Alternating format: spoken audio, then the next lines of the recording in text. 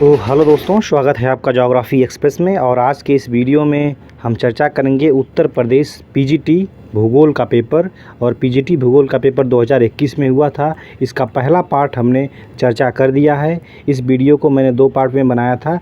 ये पार्ट 1 का थंबनेल है और इसका वीडियो मैं ऑलरेडी बना चुका हूँ और इसका लिंक इस वीडियो का डिस्क्रिप्शन बॉक्स में मिल जाएगा। आप वहाँ से इसको देख लीजिए। पहले पीजीटी ज्योग्राफी में कुल 125 प्रश्न आते हैं, जिसमें से मैंने 60 प्रश्नों की चर्चा कर दी है।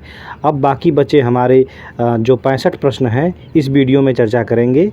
तो चलिए शुरू करते हैं बिना देर करते हुए। तो ये पेपर 2021 का है, हमने आपको बता ही दिया। तो चलिए शुरू करते हैं। हमने 60 तक प्रश्नों को कर लिया था। इसके बाद हम प्रश्न नंबर 61 देखते हैं। और प्रश्न नंबर 61 है, कह रहा है कि विली विली क्या है। तो विली विली क्या है? एक उष्णकटिबंधीय चक्रवात है। और उष्णकटिबंधीय चक्रवात कहाँ आता है ये विली विली नाम से? तो ये आता है ऑस्ट्रेलिया महाद्वीप में। इसके बाद हमारा अगला प्रश्न है प्रश्न नंबर 62।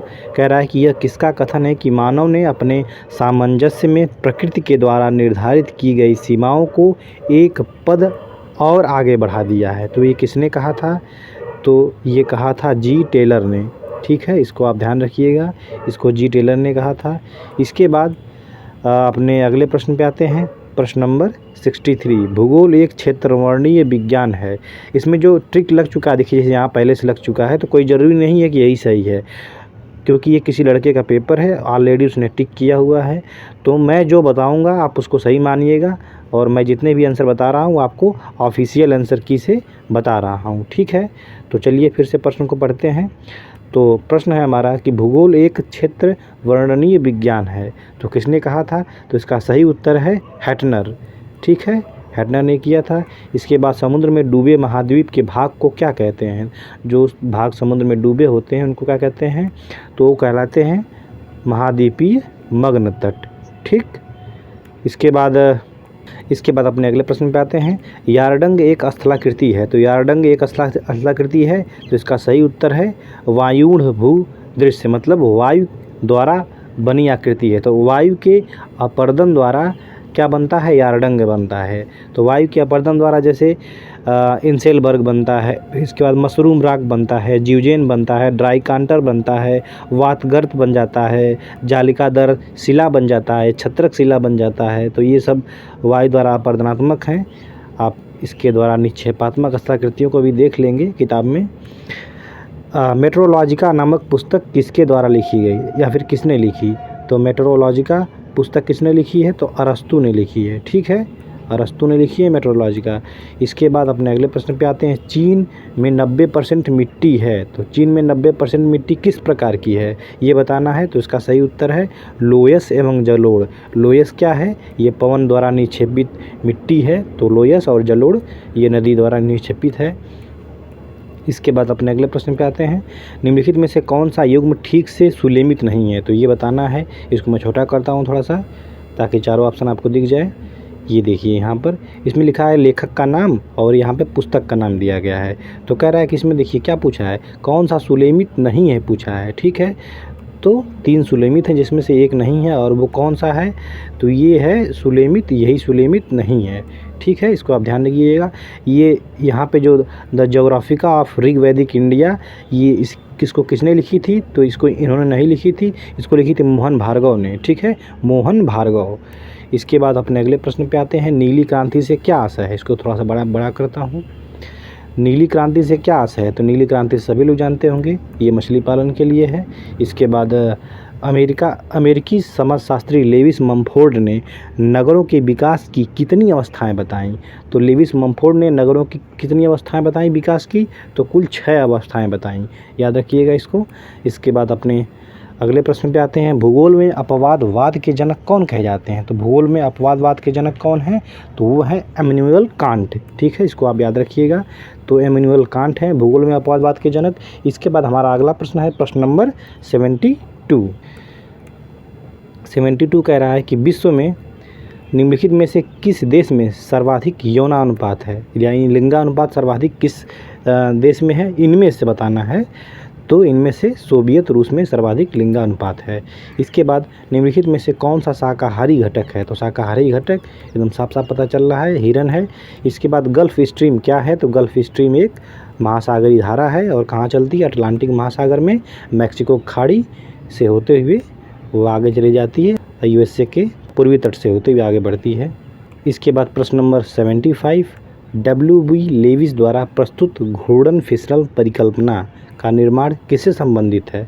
तो इसका सही उत्तर है, 1 मिनट, इसका सही उत्तर है हिमगह्वर। ठीक है।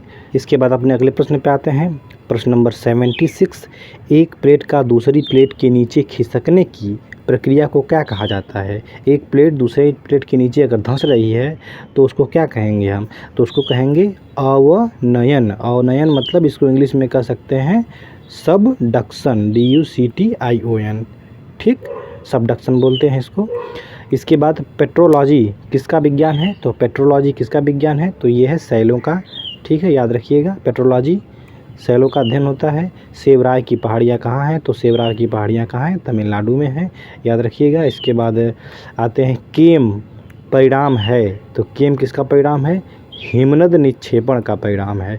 ठीक है, जैसे हिमनद निक्षेपण में अगर और देखा जाए तो ड्रमलिन है हमारा, टिल है, केंटिल है, हमक है या एस्कर है, ये सब हिमनद निक्षेपण है। इसके अलावा निम्नलिखित में से कौन सा एक कथन सत्य है? तो कौन सा कथन सत्य है? मैं इसको थोड़ा छोटा करता हूँ और इसमें ये 4 ऑप्शन दिए गए हैं। ये 4 ऑप्शन को आप पढ़ लीजिएगा रोक करके वीडियो। इसका मैं सही उत्तर बता देता हूँ। इसका सही उत्तर है हमारा उत्तर नंबर ए। इसको मैं इधर करता हूँ, ये ए वाला सही है। ठीक, विशिष्ट आर्थिक मंडल एक भौगोलिक प्रदेश है तथा इसकी आर्थिक विधियाँ हैं, या फिर आर्थिक विधियाँ नियम इसमें कोष्टक में दिया है। अपने अगले प्रश्न पे आते हैं। भौगोलिक चक्र समय की वह अवधि है। ठीक है, समय की वह अवधि है जिसके अंतर्गत एक उत्थित भूखंड अपर्दन के प्रक्रम द्वारा एक आकृति विहीन समतल मैदान में परिवर्तित हो जाता है। यह कथन किसका है? तो ये डेविस का है, क्योंकि ये कथन से ही पता चल जा रहा है कि जो इन्होंने थ्योरी दी है उससे संबंधित बातें इसमें लिखी गई हैं। इसके बाद हमारा अगला प्रश्न है, theory of the earth with proof and illustration किसने लिखा है? तो उसका सही उत्तर क्या हो जाएगा? तो इसका सही उत्तर हो जाएगा जेम्स हटन। ठीक है, इसको याद रखिएगा आप। हमारा अगला प्रश्न है प्रश्न नंबर 83 कह रहा है, गरजने वाला चालीसा किस प्रकार के पौनों से संबंधित है? तो गरजने वाला चालीसा किस प्रकार के पौनों से संबंधित है? तो ये है दक्षिण गोलार्ध की पछुआ पौनों से संबंधित है। चाहे गरजने वाला चालीसा हो, चाहे चीखता साठा हो, चाहे प्रचंड पचासा हो, ये सब दक्षिणी गोलार्ध में पछुआ पौनों द्वारा से संबंधित होते हैं। इसके बाद निम्नलिखित में से कौन सा एक आरोही क्रम में सागरीय जल में विद्यमान जो लवण होता है उसके प्रतिशत को सही प्रदर्शित करता है? तो आरोही क्रम में, आरोही क्रम का मतलब ये घटते से बढ़ते क्रम में, ऐसे। ठीक है, घटते से बढ़ते क्रम में बताना है इसको। तो सबसे कम क्या पाया जाएगा? इसका सही उत्तर मैं बता देता हूँ। पहले इसका सही उत्तर है बी। ठीक, कैल्शियम सल्फेट, मैग्नीशियम सल्फेट, फिर उससे अधिक मैग्नीशियम क्लोराइड, फिर सबसे अधिक क्या होता है? Sodium chloride. ठीक, आप याद रखिएगा, सबसे अधिक सागरी जल में क्या पाया जाता है? सोडियम क्लोराइड यानी NaCl, फिर इसके बाद मैग्नीशियम क्लोराइड यानी MgCl, फिर इसके बाद MgSO4, फिर इसके बाद हमारा आता है CaSO4। ठीक है, उसके बाद महासागरों का औसत वार्षिक तापमान कितना है? और तो इसने पूछ दिया है फ़ारेनहाइट में, तो इसका सही उत्तर होगा 63 फ़ारेनहाइट।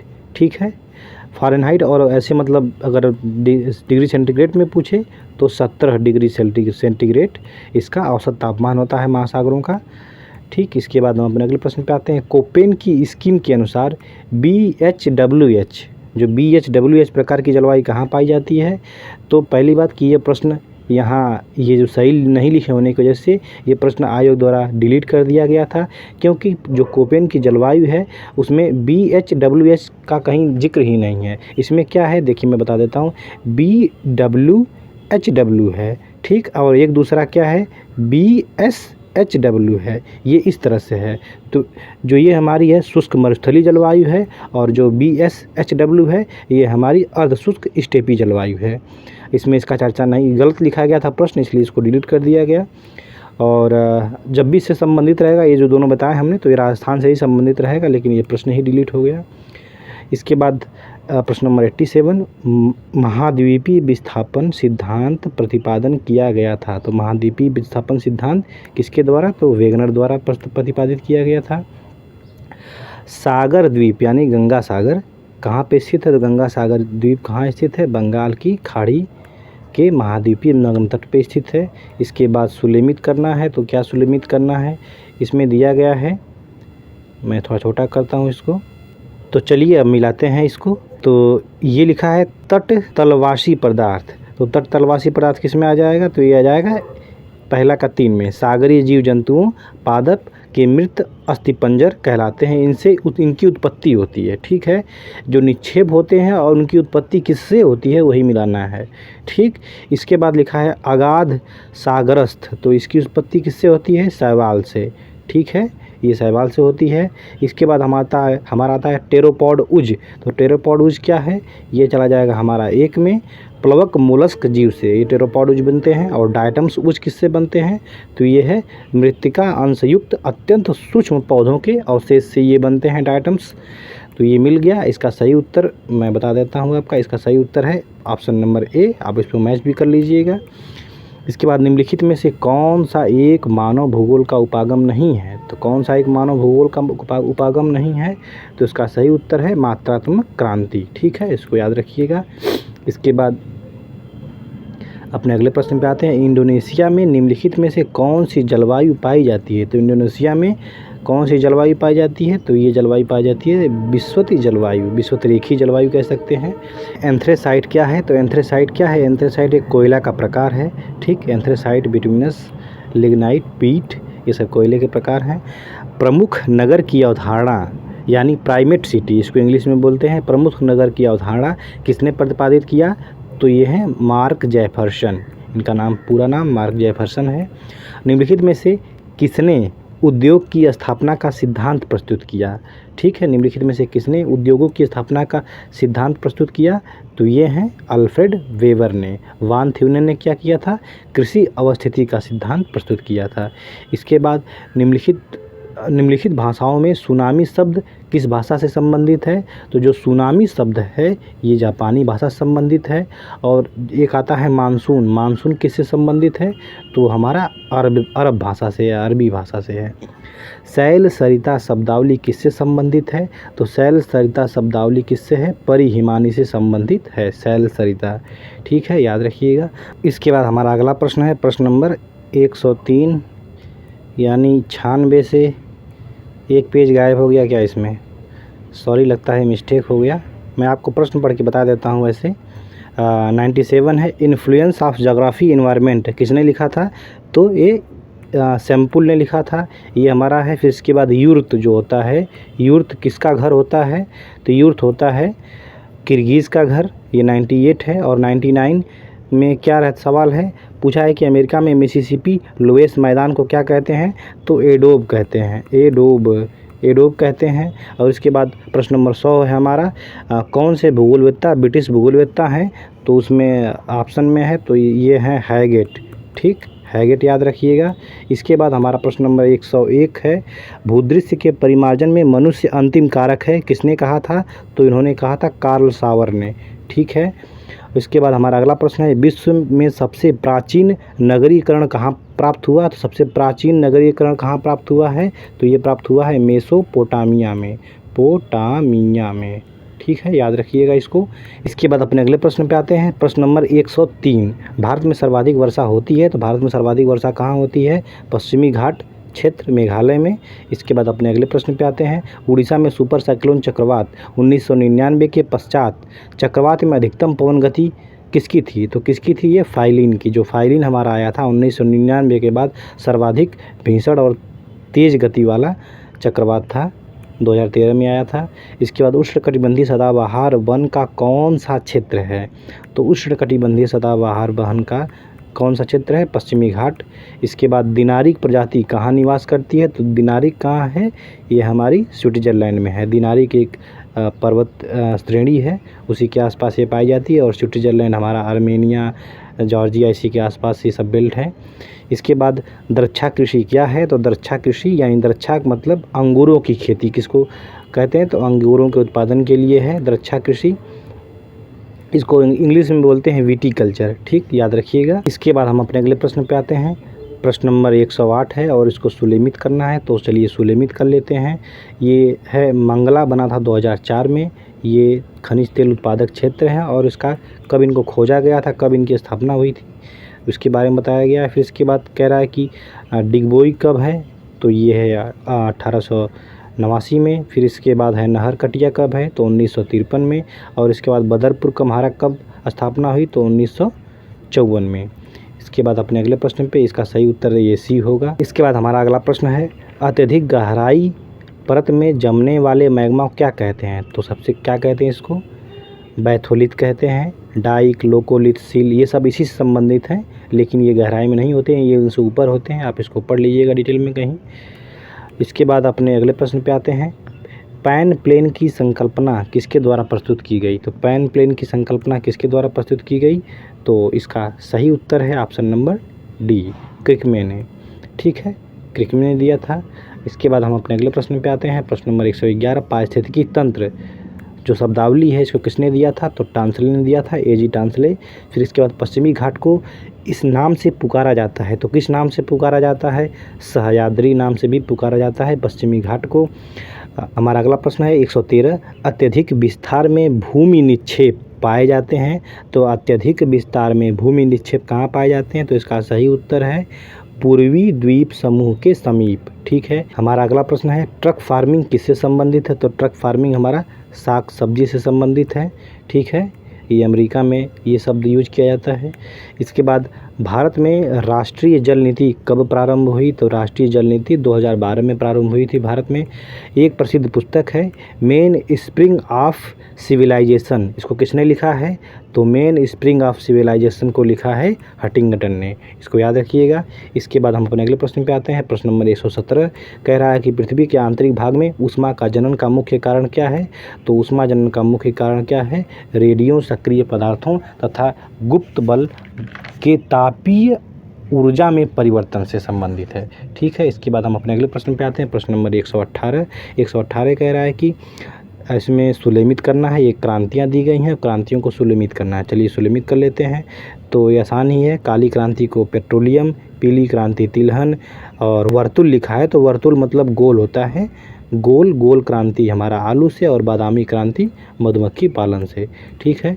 इसका सही उत्तर सी होगा।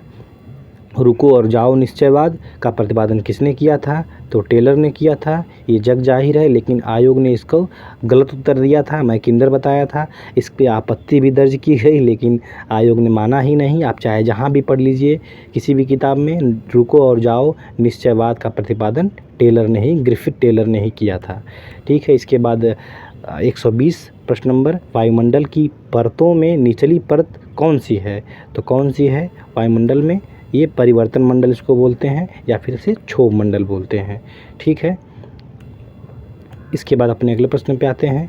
121 कह रहा है कि संयुक्त राष्ट्र विकास कार्यक्रम प्रतिवेदन 2015 के अनुसार 188 देशों में मानव विकास सूचकांक यानी HDI ह्यूमन डेवलपमेंट इंडेक्स में भारत किस स्थान पे या किस कोटि पर है, तो इसका भी सही उत्तर एकदम नहीं छापा गया है प्रश्न में। इसका 131 माना है, लेकिन ये 131 2020 में था, और 2015 की अगर बात की जाए तो 2015 में 130 था। अगर 2015 का डाटा देखेंगे तो 130 था, लेकिन 130 किसी ऑप्शन में नहीं दिया गया है। इस पर भी आपत्ति दर्ज की गई, लेकिन इस प्रश्न में कोई सुधार नहीं किया गया, तो इसका सही उत्तर इन्होंने माना है 131, लेकिन 131 नहीं था उस समय, ठीक है। इसके बाद अपने अगले प्रश्न पे आते हैं। बिग इंच पेट्रोलियम पाइपलाइन किस देश से संचालित होती है, तो ये है हमारी USA द्वारा, ठीक है। इसके बाद हमारा प्रश्न नंबर 123 है।